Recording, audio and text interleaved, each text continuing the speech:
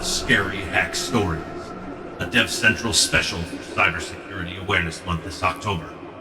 You've been warned. So my story is based off of something called a Blob. So as you can see, I'm wearing a t-shirt that says know your Blob limits. So that's what the story is all about. So I don't know if everyone out there is aware, but F5, when you compile firewall rule list, you build what's called a blob.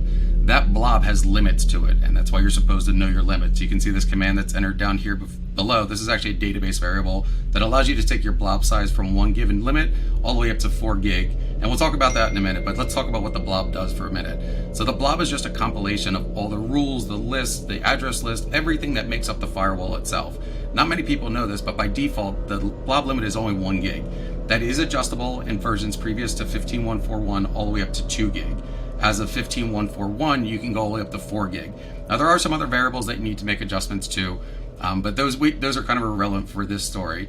So what happens, unfortunately, is once you reach that blob limit, everything fails. You're going to start seeing errors about compilation. Your blob isn't going to compile. Your firewall rule list isn't going to compile. Luckily, we built 2 packet classes, so packet class 1 and packet class 2, which allows us to switch between those packet classes, when one is compiled, it'll switch into the other one. So you never really lose your firewall policy.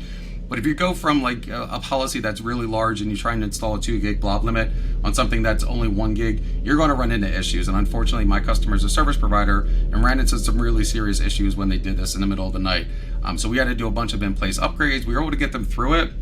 But at the end of the day, that caused a massive outage for something that was really something that, we could have been preventable, right? The other thing that you need to know about blobs is they need to be maintained, right? So too many firewall policies I've jumped into, and there's literally no hygiene. I think everyone out there that's a firewall engineer is probably shaking their head right now and agreeing with me. So the best way to keep your blob under control is just keep your hygiene up, keep your firewall policy, neat and complete, and don't add objects that don't need to be there. Big IQ can do this for you. It's got still rule lists, reports. It's got the ability to show you where those redundant or duplicate objects. Big IP has this. You can even pull this information via the API at this point in time. So there's really no excuse at this point in time for having stale rule lists and growing your blob to limits where it doesn't need to go to.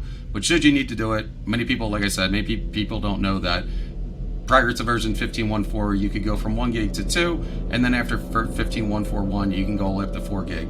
Now what's really special is coming soon in September, we're going to completely eliminate the blob size limit. Now that's kind of off the record. I realize this is going to be broadcast in October, so hopefully this holds true and I'm not going to get in any kind of trouble, but the future will remove all the blob size limitations. But as for right now, just be aware that that does exist.